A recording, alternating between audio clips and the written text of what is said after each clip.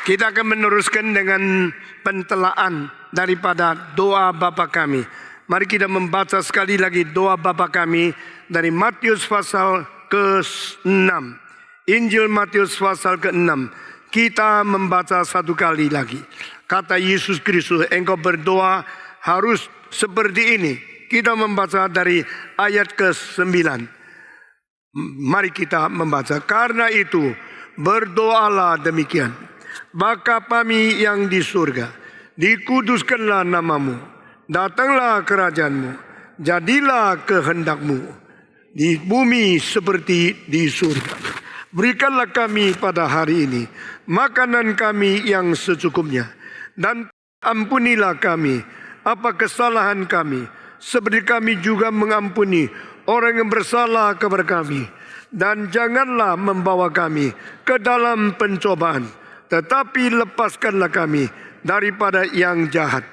Karena engkaulah yang mempunyai kerajaan dan kekuasaan dan kemuliaan sampai selama-lamanya. Amin. Pembacaan kitab suci sampai di sini. Mari kita berdoa sekali lagi. Bapa di surga, kami minta Tuhan membuka pikiran dan hati kami. Setelah kami membuka buku kitab suci-Mu, kiranya pencerahan dari Roh Kudus tiba kepada kami, dan kami boleh menjadi orang Kristen yang lebih memahami, lebih menuruti kehendak Tuhan. Dengar doa kami yang kami panjatkan dalam nama Yesus Kristus, penebus dan juru selamat kami yang hidup. Amin. Saudara-saudara, selama kita membicarakan, merenungkan tentang doa Bapa kami, maka hari ini adalah kali ketiga kita bicara tentang datanglah kerajaanmu. Orang yang hidup di dalam dunia, tapi dengan iman melihat dunia yang akan datang, dia tidak akan puas dengan apa yang kita lihat di dalam dunia ini. Orang yang hidup di dalam dunia dengan iman menuju kepada dunia yang lain, kita mengetahui ada janji Tuhan, ada kehendak Tuhan yang lebih tinggi daripada apa yang dikerjakan oleh manusia di dalam pemerintahan kerajaan di dunia ini. Sehingga di dalam sedalam-dalam hati kita, kita berdoa kepada Tuhan, datanglah kerajaanmu. Bolehkah kita puas dengan keadaan pemerintahan di dunia ini? Adakah orang yang bisa sungguh-sungguh mencapai sesuatu masyarakat yang makmur dan adil? Sir Arnold Toynbee mengatakan ini tidak mungkin. Karena beribu-ribu tahun ini semua pergumulan di dalam politik hanya membuktikan satu ayat di Alkitab, yaitu upah dosa adalah maut. Dan manusia tidak mungkin mencapai kemakmuran dan keadilan di dalam sekaligus. Komunisme berusaha membuat masyarakat lebih indah, lebih merata. Akibatnya mereka hanya meratakan seluruh umat manusia ke dalam kemiskinan, dan tidak pernah memungkinkan meratakan manusia ke dalam kekayaan. Itu sebab setelah tahun 1917 Bolshevik Revolution di Leningrad sudah jadi, akhirnya sampai tahun 1989 Soviet harus hancur. Karena masyarakat yang dididik oleh manusia tidak mungkin mencapai kesempurnaan yang sejati. Saudara-saudara sekalian, kita melihat Tuhan kadang-kadang mencampur tangan di dalam politik di dalam dunia. Demikian di Amerika, demikian di Afrika, demikian di Asia, dan juga di Indonesia. Saudara-saudara, di dalam kita melihat bagaimana tangan Tuhan campur di dalam segala politik dari dunia.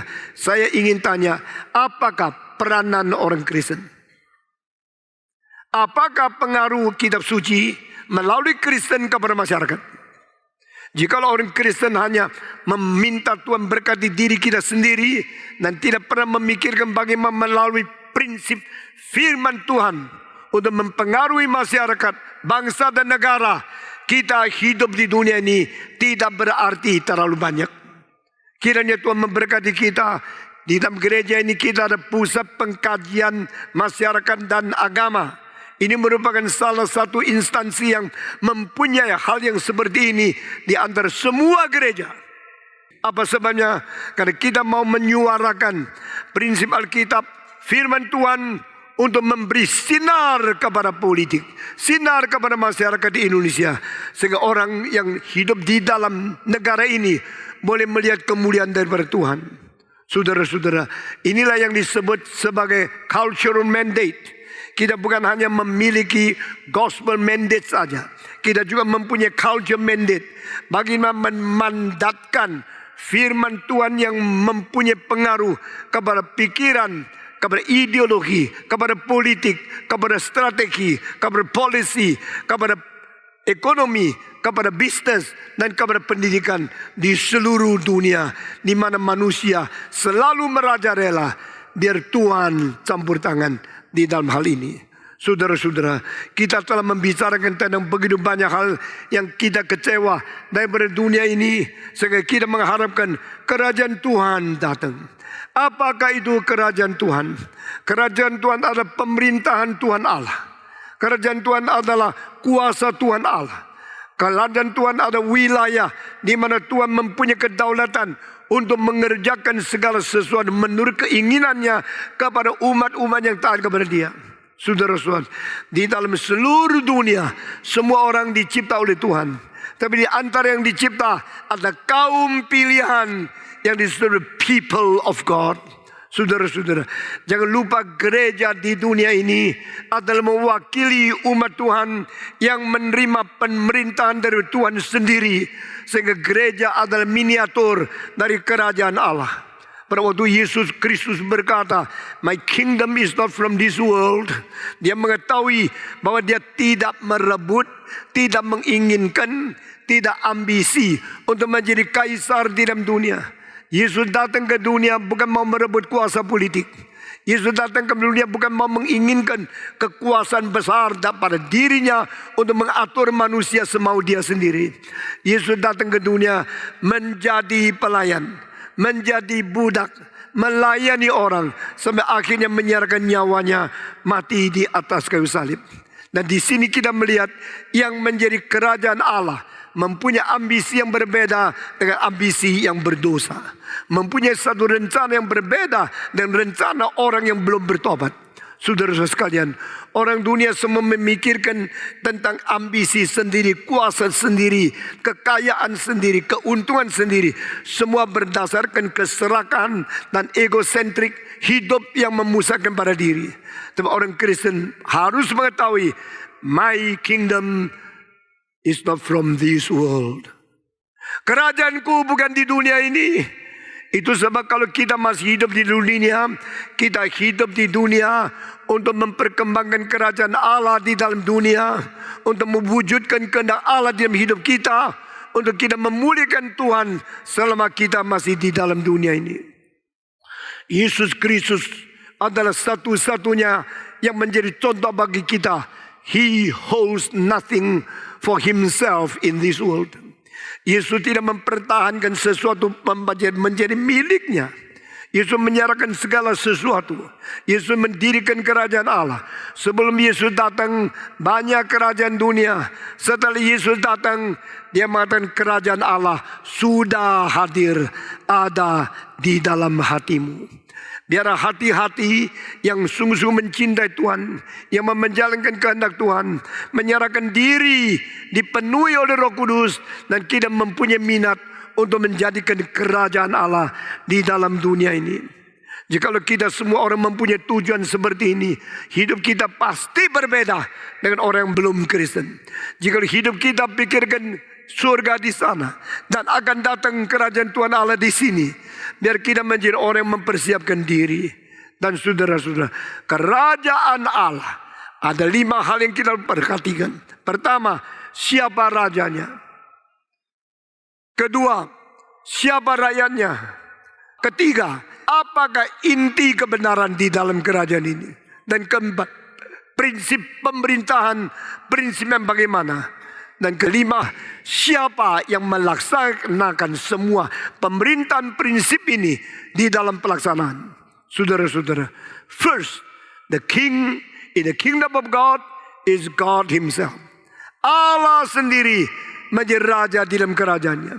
Jika orang berkata, aku hidup di dalam kerajaan Allah, dan dia tidak memperalahkan Allah, tidak memperajakan raja di atas segala raja, tidak berbakti kepada Tuhan dengan sungguh-sungguh abdi dan takut kepada Dia, ini orang omong kosong. Saudara-saudara, if you are the citizen of the kingdom of God, you should recognize and meet the lordship and the kingdom which is from the God, our God. Engkau harus menghormati Dia, honor Him as King, honor Him as your God, honor Him as your master, and submit your life to be controlled only by God. Allah adalah raja di dalam kerajaannya. Kedua, di dalam kerajaan Allah, siapa rakyatnya? Rakyatnya adalah orang yang dipilih dan akhirnya digerakkan Roh Kudus dan akhirnya menyerahkan diri dan sungguh-sungguh menerima Kristus sebagai juru selamat dan diperanakan pula oleh Roh Kudus. Those who are born again by the Holy Spirit, who willingly come to Him, accept Christ as a personal Savior, and you submit yourself in the kingdom of God. Saudara-saudara, Allah adalah Raja. Orang Kristen yang sungguh-sungguh adalah rakyatnya. Ketiga, di dalam kerajaan ini ada kebenaran apa yang menjadi konstitusi dari seluruh intisari pemerintahan kerajaan ini? Kitab suci. The Bible is the constitution. The Bible is the law. The Bible is the content of God's ruling in His people's heart. Dengan Alkitab menjadi intisari daripada kerajaan Tuhan Allah, menjadi kebenaran yang menjadi pedoman bagi kita.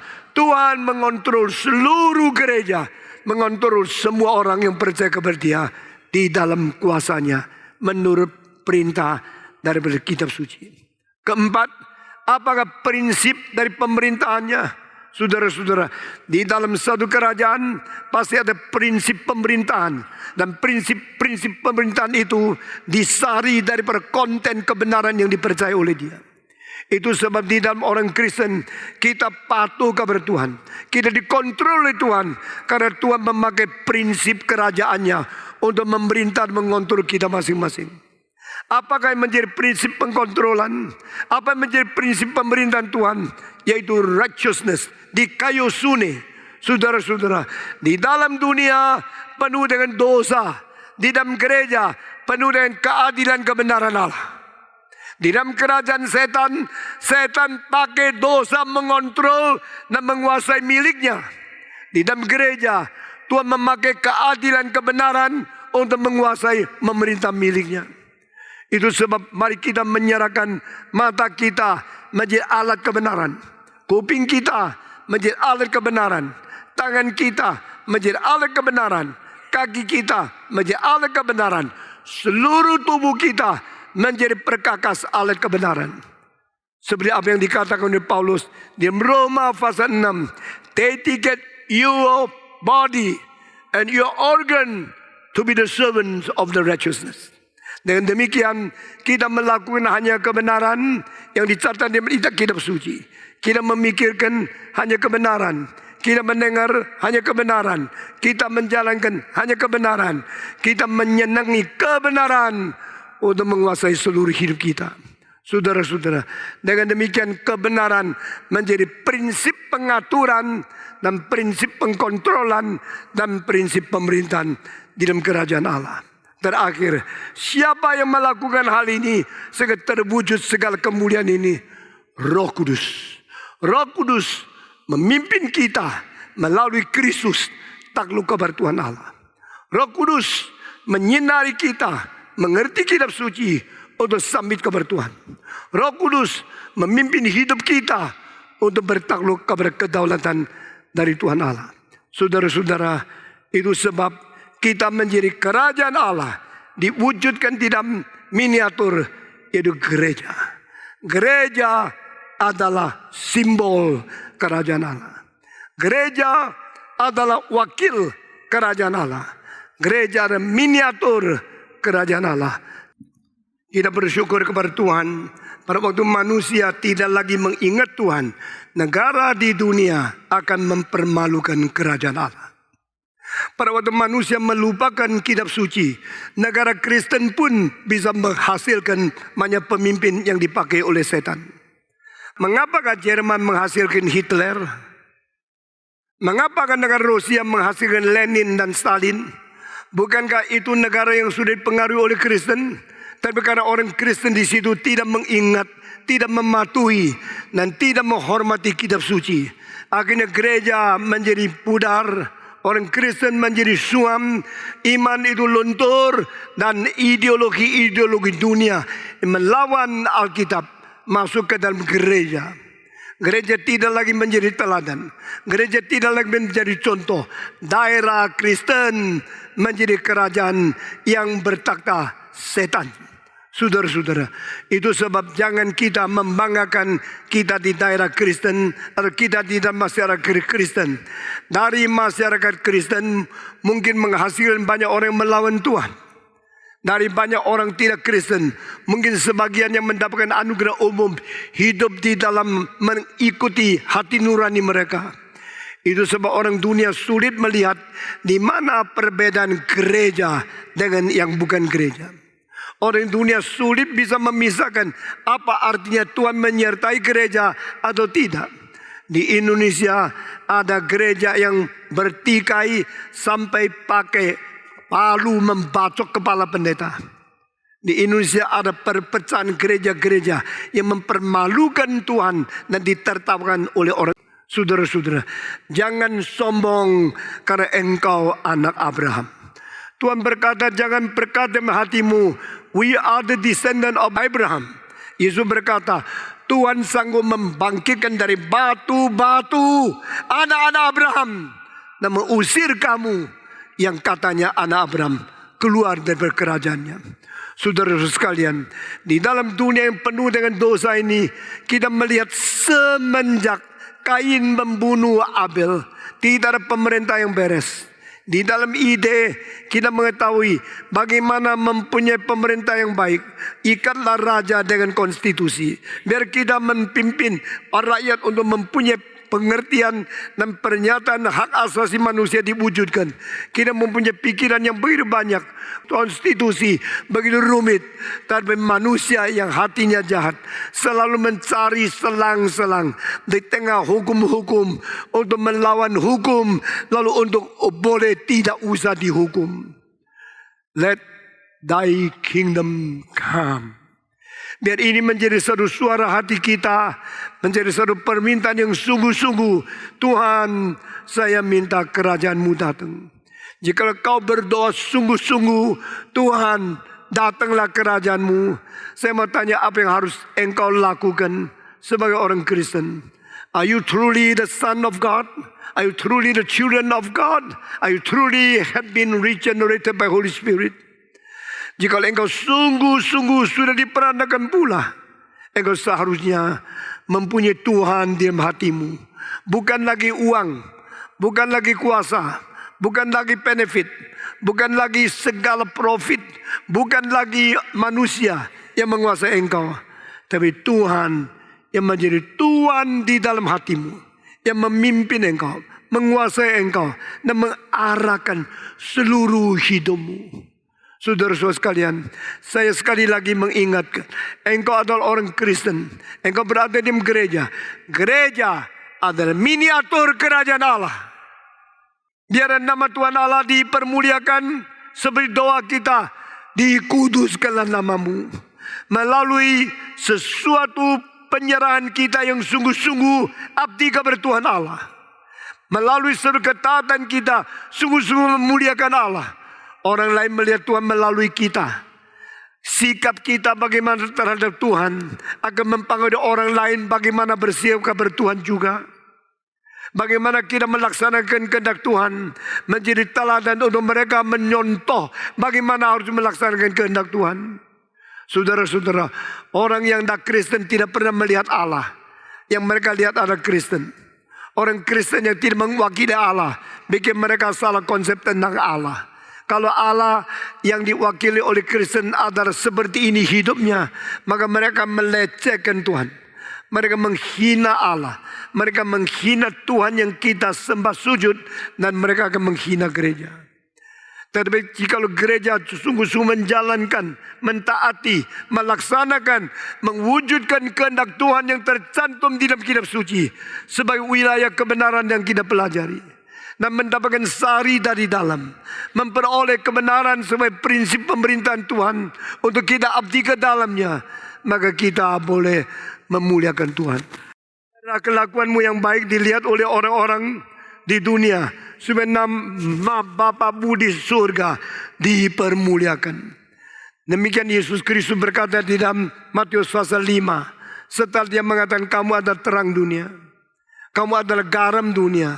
Lalu dia berkata, kota yang dibangun di atas bukit tidak bisa disembunyikan. Saya dari dulu tidak mengerti kenapa kamu terang dunia, kamu garam dunia, langsung disambung dengan satu kalimat, kota yang dibangun di gunung tidak bisa disembunyikan.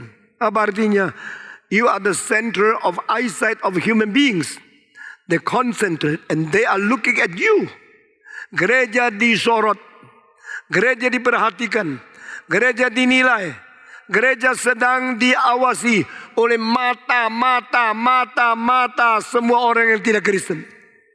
Mereka mau lihat gereja kerja apa, mereka mau lihat pendeta kerja apa. Saudara-saudara saya hidup di zaman ini, banyak hal yang saya kesal sekali. Saya hidup di dalam zaman ada pendeta yang bikin malu kekristenan. Lalu mereka bagaimana berkhotbah saya tidak mengerti. Bagaimana mereka berdiri dari panggung untuk mewakili Tuhan. Pendeta-pendeta kalau tidak bertanggung jawab, semaunya sendiri hanya karena diberikan uang. Kalau demikian, seluruh dunia boleh pakai uang untuk mengatur segala sesuatu. Di situ pemerintahan Tuhan Allah tidak ada. Pemerintahan keadilan tidak ada.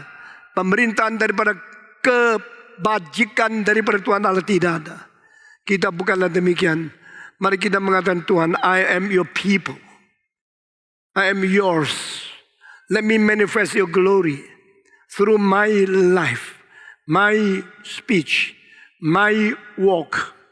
Biar di dalam pekerjaanku, kataku, pikiranku, segala perbuatanku, aku menyatakan kemuliaan-Mu. Di dalamnya ada keadilan, di dalamnya ada kebenaran Tuhan. Di kayu sune daripada Allah menyatai dan menyatakan kebesaran Tuhan melalui saya. Saudara-saudara, let thy kingdom come from me. Start from me. To represent, to manifest, to glorify you. Biar setiap orang Kristen berdoa seperti ini. Setiap orang Kristen mengabdi seperti ini. Di dalam kerajaan-Mu ya Tuhan, yang belum datang, aku tahu saya sekarang harus mempersiapkan hati.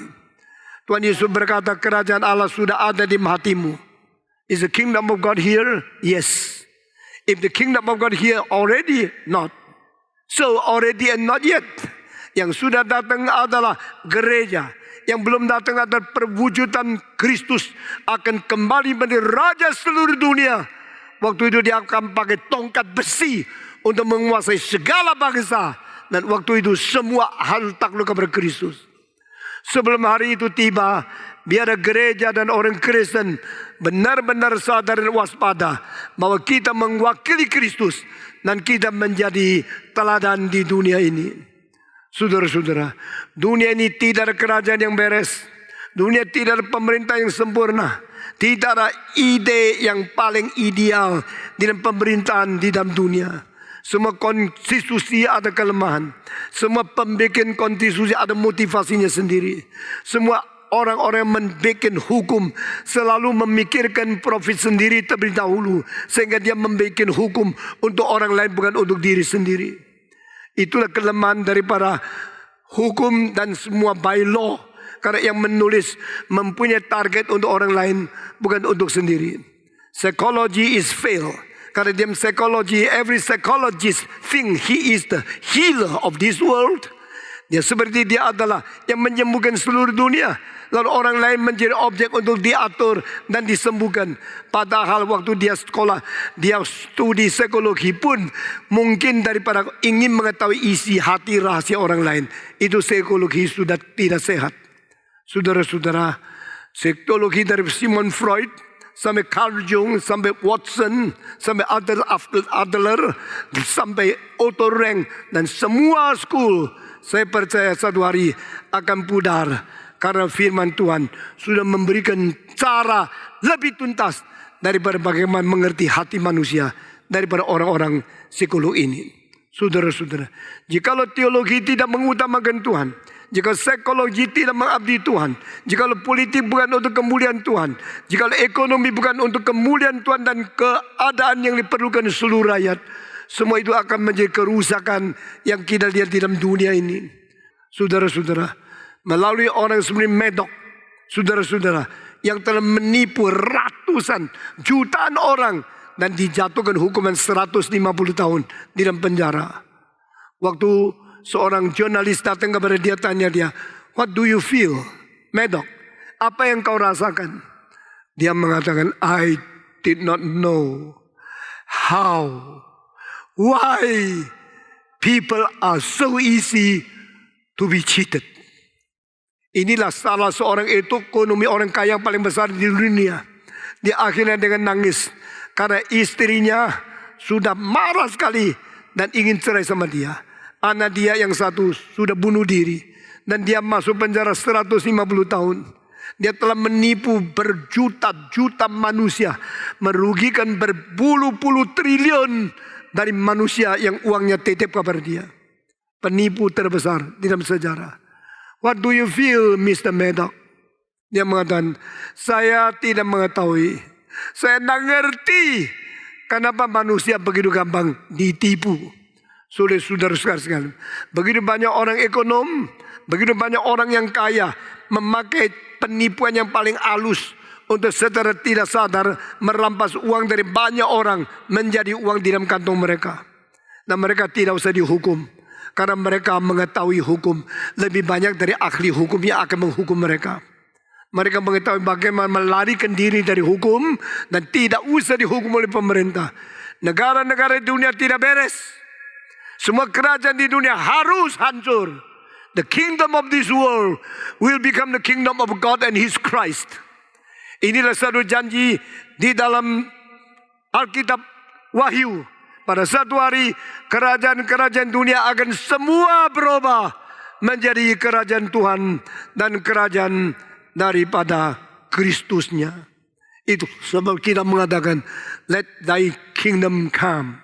Saudara-saudara, berkali-kali saya berkata, di dalam dunia ini, I am so pessimistic to this world, but I'm so dynamic in doing God's word in this world. Saya sangat pesimis. Saya sangat negatif melihat kebudayaan, pemerintahan, segala sesuatu di dalam dunia. Semua mengecewakan. Namun demikian, we are only a guest in this world. We are only a traveler going through the eternal kingdom of God. How should we do? Apa yang harus kita lakukan? To this world we must be pessimistic. Dunia ini tidak ada pengharapan. Tapi for doing God's work, we must be optimistic. We must be dynamic. We must be positive. Dengan positif kita mengerjakan pekerjaan Tuhan di dalam dunia yang pesimis. Dengan optimistik kita percaya Tuhan akan memberkati kita. Dengan berbanting tulang melayani Tuhan di dalam dunia yang mengecewakan kita. Ini adalah sikap benar dari orang Kristen. Kita adalah musafir. Kita adalah tetamu. Kita di dunia hanya sementara. This world is not our eternal home. This world will pass away. Even though we should work for the Lord to transform the world as good as possible. Kita harus merubah dunia dengan semangat supaya dunia lebih baik menurut kehendak Tuhan. Itulah tugas kita, saudara-saudara. Kita semua tidak layak dan semua tidak mampu. Semua kurang kualifikasi. Boleh dipakai oleh Tuhan secara penuh untuk merubah dunia. Tapi try your best. Try my best. Mari kita semua berusaha sebaik mungkin untuk merubah dunia ini. Saudara-saudara, saya melihat pada waktu reformator, Martin Luther, Melanchthon, Calvin, Zwingli, Bullinger, Theodor Beza, semua berusaha merubah dunia ini menjadi lebih baik. Akhirnya justru negara-negara yang pernah mengalami siraman berkat, mengalami pembaptisan daripada reformasi. Satu-satu menjadi sekular. Tadi kita dengar Belanda, 50% orang tidak percaya Tuhan. 40% orang suam-suam. Hanya 10% yang kadang-kadang ke gereja. Di antara 10% itu banyak orang tua. Pada waktu saya pergi ke konser Gebau, itu salah satu konser terbaik di dunia. Akustiknya luar biasa. Saya sama istri saya pergi setengah jam sebelum mulai konser. Saya mau melihat, menikmati gedung itu bagaimana bisa menjadi begitu baik. Lalu saya waktu masuk, cuma saya sama istri saya, rambut hitam. Sesudah itu orang mulai masuk. Setengah jam kemudian penuh sesak. Dan kecuali saya sama nyonya saya, rambut hitam, semua rambut putih. Saya sangat sedih. Negara yang begitu agung, memiliki musik yang begitu hebat. Sekarang hanya orang tua yang dengar musik klasik.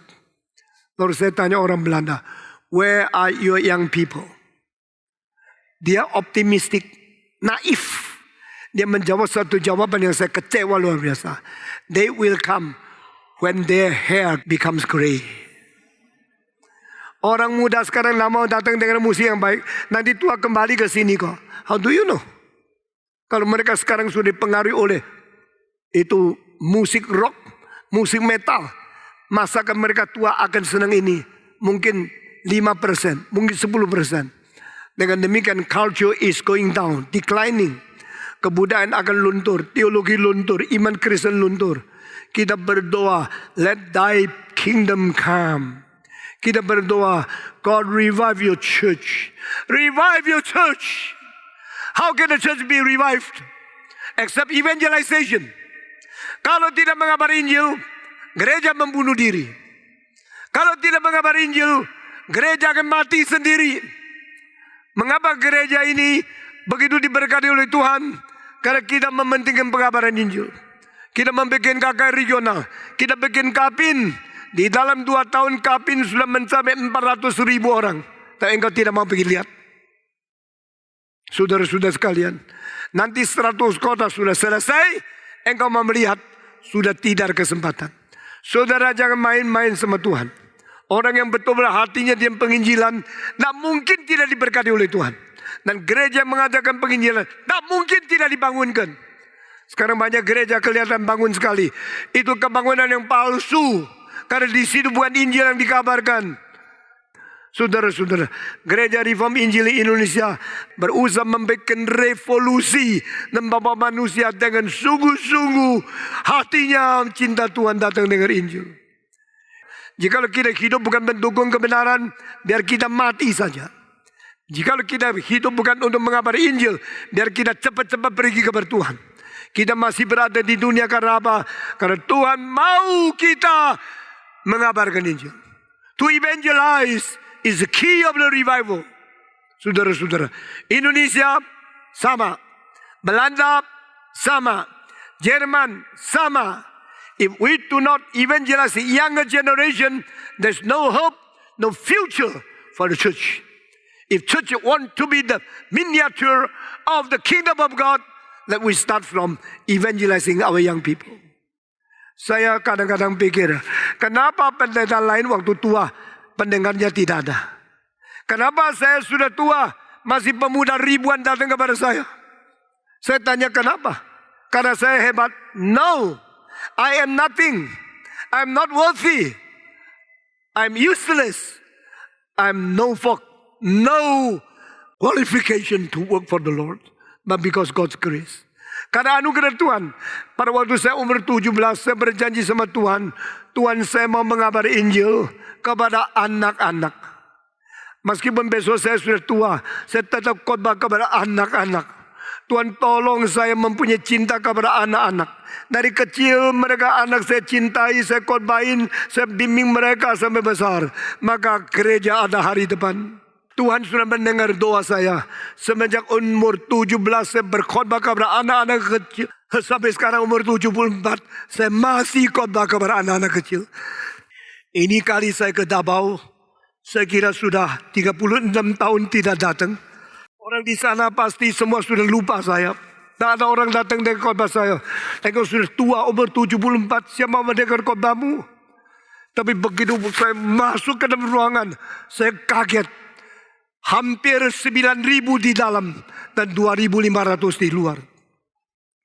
Di antaranya 60-70% anak-anak muda umur 20-30. Lalu saya tanya, why it happened? How can this be? Oh God, you are great. You use this old man to preach again to the fourth generation of young people. Tahun 57, tahun 77, tahun 97, sekarang tahun 2014. Saya melihat anak-anak sudah setiap 20 tahun Tuhan kirim di dalam kebaktian yang saya pimpin. Kenapa?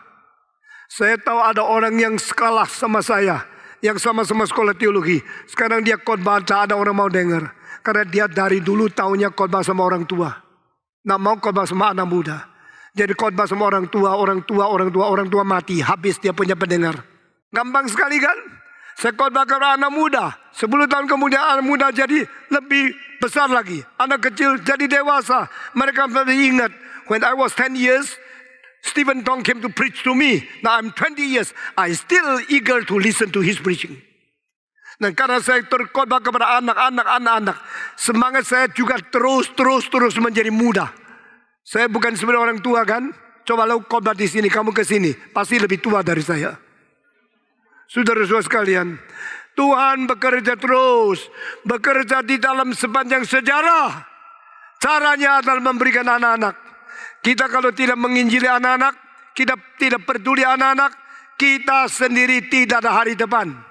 There's no future for people who never take care of the children, never pay attention to the rising generation, never supply the need of the youngsters. Saudara-saudara, Tuhan berkata di ayat terakhir di dalam Nabi Yunus, engkau mencintai pohon ini yang kau tidak tanam. Kalau pohon ini saya ambil, kau marah. Kau menyayangi pohon ini. Engkau tidak tahu saya menyayangi 120.000 anak-anak kecil yang berada di kota Nineveh yang tidak bisa membedakan tangan kanan dan tangan kiri. Engkau hanya memikirkan keuntunganmu. Engkau tidak pikirkan anak-anak perlu diinjili. After Yunus, setelah Yunus 150 tahun, Nahum berkata, tumpaslah Nineveh. Nineveh bertobat pada waktu Nabi Yunus. Nineveh ditumpas pada waktu Nabi Nahum. 150 tahun perbedaan. Apa perbedaan? Karena tidak menginjili terus, akhirnya harus dihancurkan. Di manakah Babylon sekarang? Tidak ada. Di manakah Mesir sekarang? Tidak ada. Di manakah Mesopotamia, kerajaan-kerajaan sekarang? Tidak ada. Di mana Assyria sekarang? Tidak ada. Di manakah kerajaan Romawi? Tidak ada. Di manakah gereja? Ada. Karena gereja terus menginjili anak-anak. Saudara-saudara, beberapa tahun yang lalu saya berkhotbah di Singapura. 6.000 anak kecil dengar khotbah saya. Dari umur 8 sampai umur 13.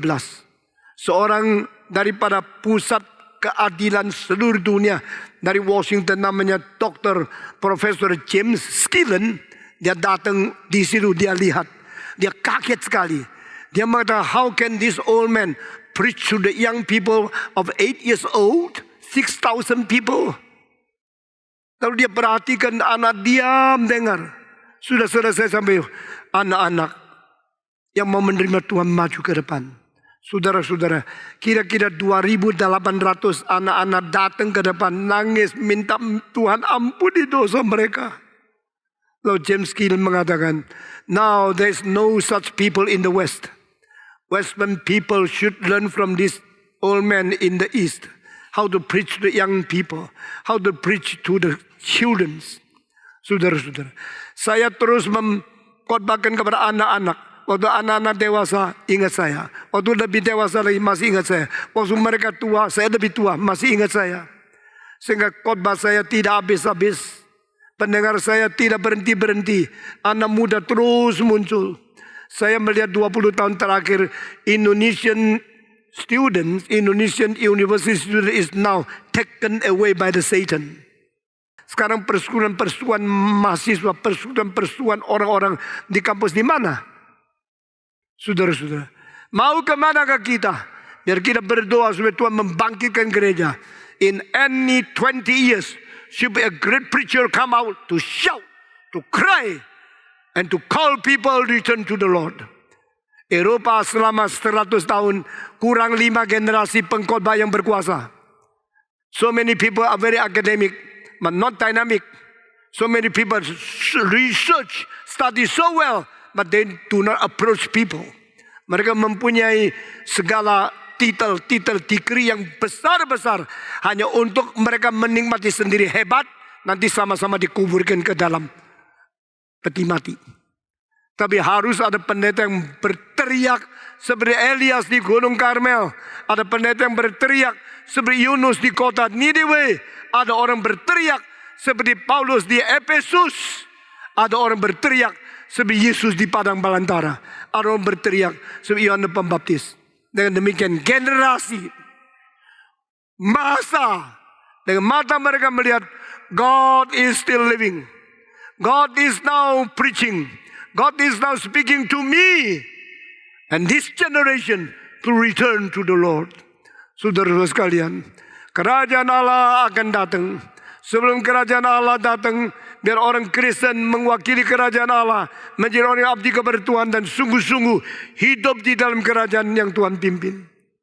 Saya akan mengakhiri khotbah ini dengan 2 negara yang paling besar di dunia dan kecelakaan yang terjadi.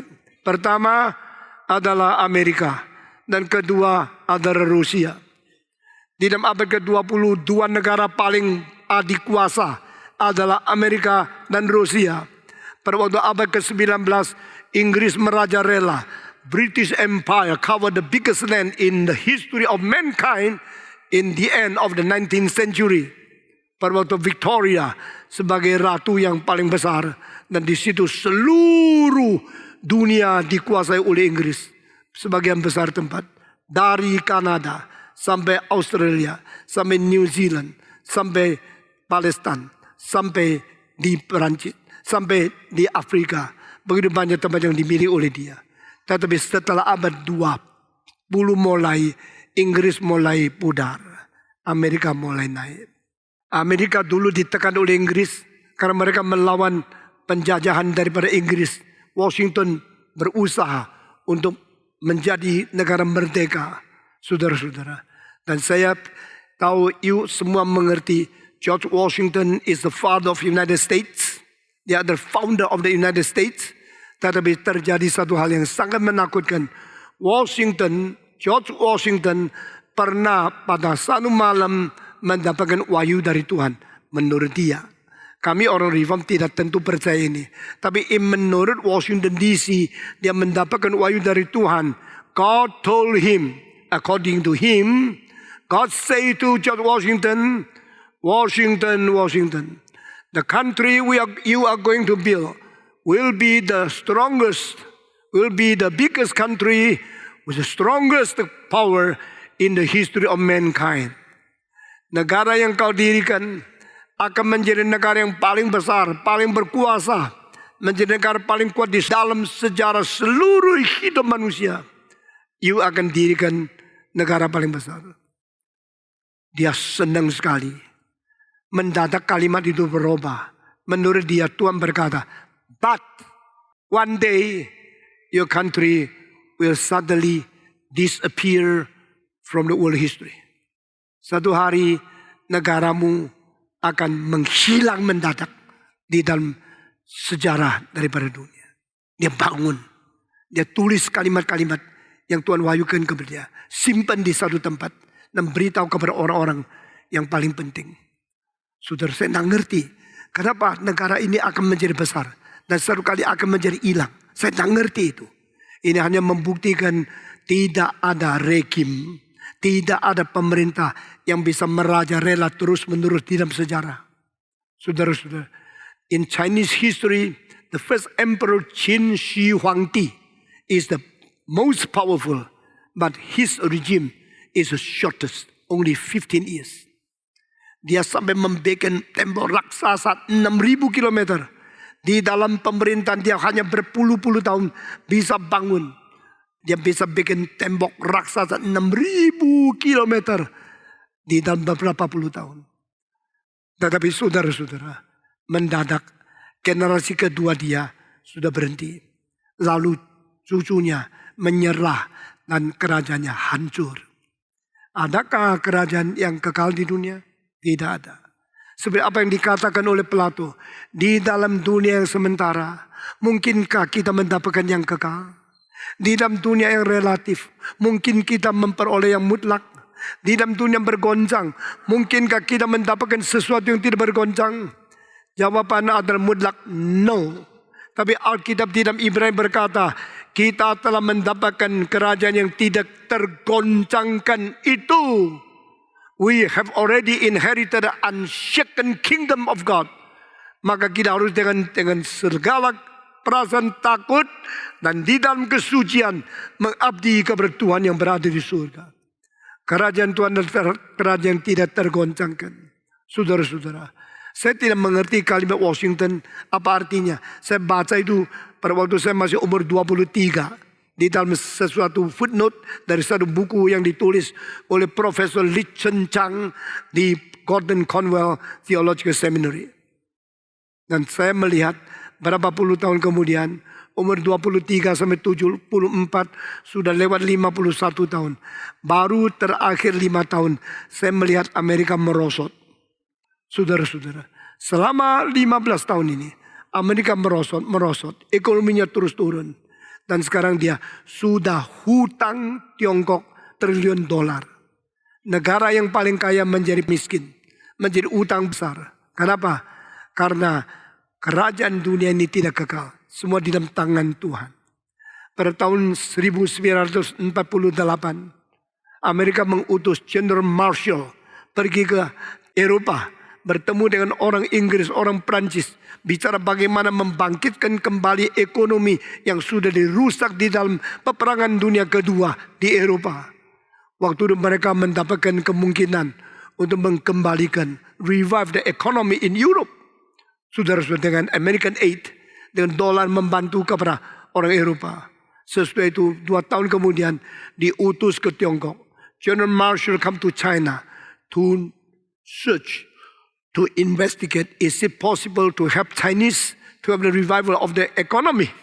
Setelah dia melihat beberapa bulan, dia pulang ke Amerika, berpidato di Kongres. This country cannot be helped.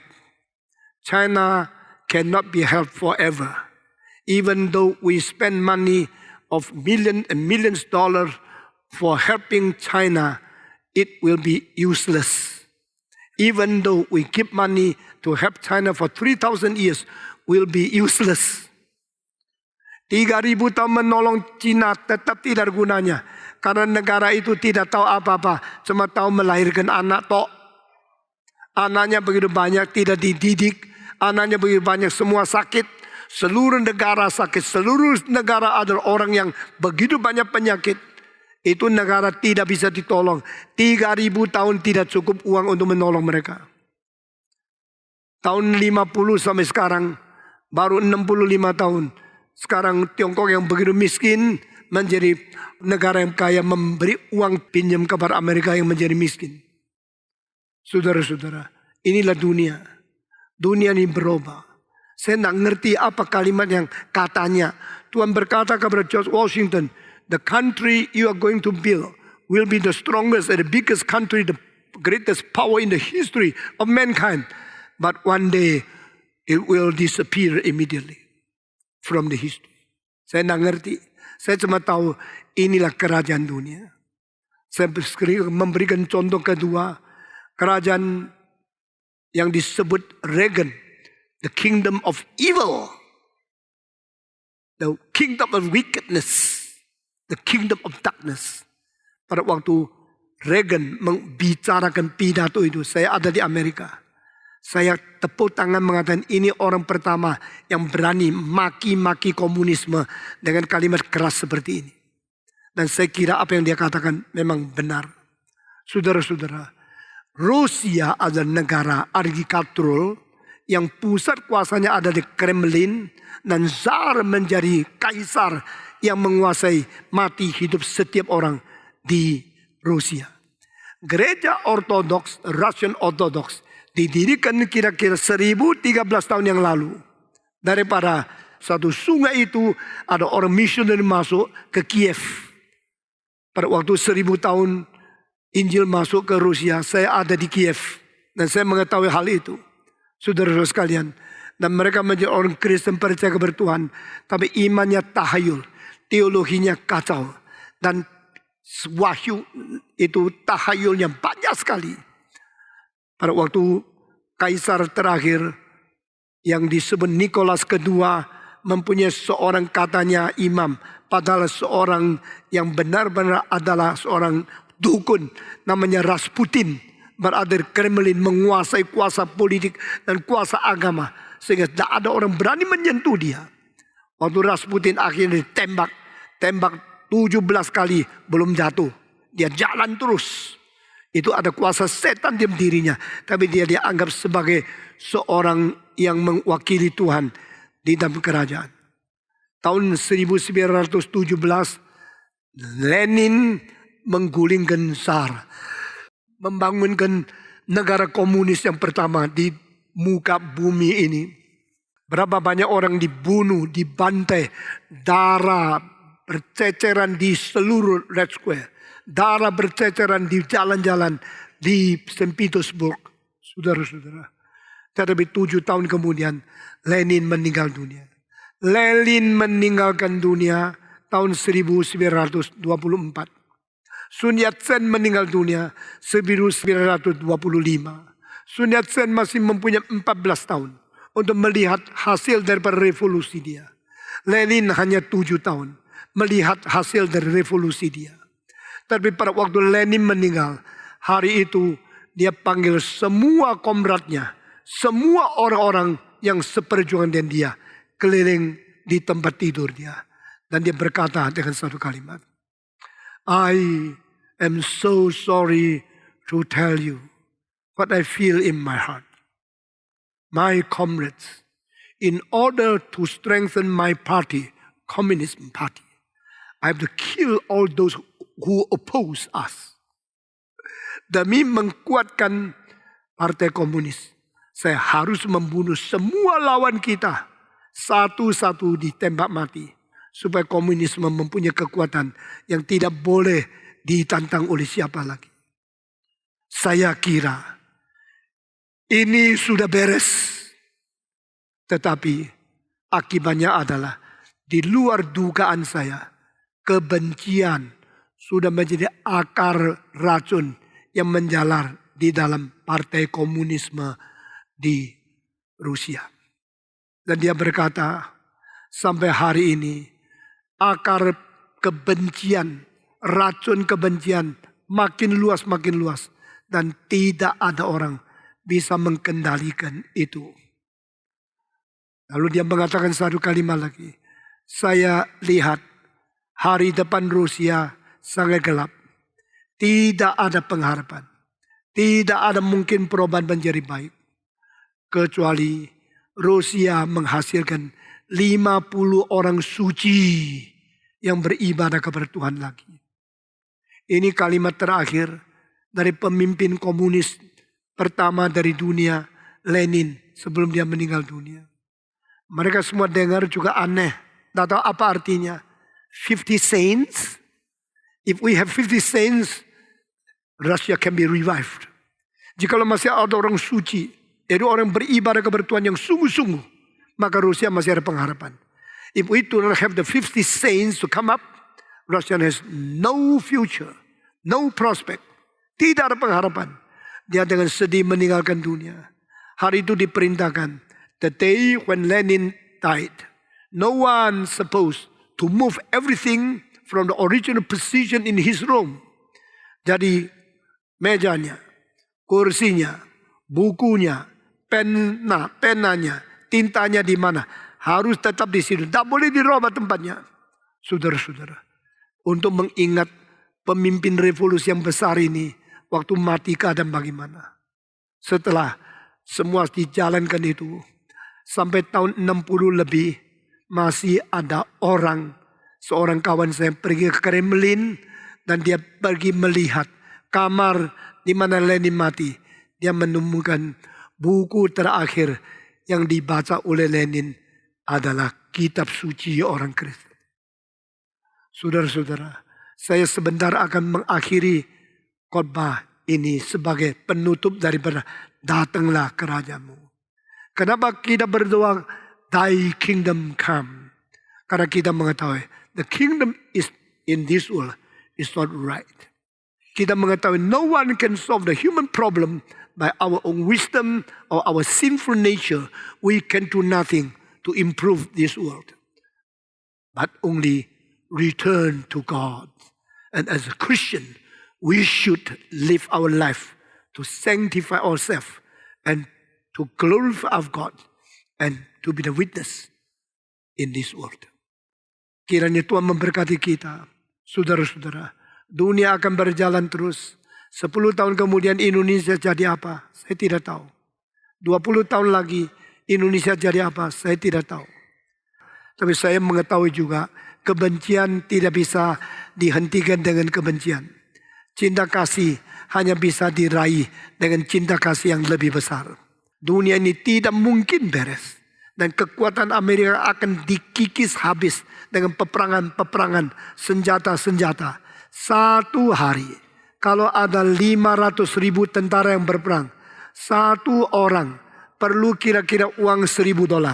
500.000 berarti perlu berapa miliar satu hari. Kalau perang itu sampai 8 tahun, perang itu sampai 10 tahun, siapa yang cukup uang menunjang peperang itu? Negara yang paling kaya pun akan menjadi bangkrut. Di dunia ini tidak kerajaan yang beres. Maka kita berkata, Thy kingdom come. Saudara-saudara, sekali lagi saya menyimpulkan, di dalam melihat dunia yang begitu pesimis, jangan kita ikut pesimis. Kita menjadi orang yang tetap positif, tetap optimal melakukan kehendak Tuhan di dalam keadaan yang tidak mungkin. In this the impossible world, we are doing the impossible task to glorify God. Mari kita menjadi orang Kristen yang memuliakan Tuhan di dalam dunia yang kacau ini. Mari kita berdoa. Bapa di dalam surga, kami berterima kasih karena ajaranmu begitu penting dan firmanmu begitu benar adanya. Kami berdoa sekali lagi, menyerahkan diri kami menjadi anak-anakmu yang sungguh-sungguh menjalankan kehendak-Mu. Di dalam dunia yang penuh dengan kekacauan, kebencian, dan dosa, biar kami menyebarkan cinta kasih. Dan kami dengan positif, dengan optimis, dan dengan sungguh-sungguh menjalankan tugas sesuai kehendak-Mu. Dengar doa kami Tuhan. Jadikanlah gereja-Mu, utusan dan kesaksian-Mu yang hidup di dunia ini. Khususnya gereja ini, supaya di Indonesia boleh memuliakan nama-Mu. Dengar doa kami Tuhan, dalam nama Yesus Kristus, penebus dan juru selamat kami yang hidup. Amin.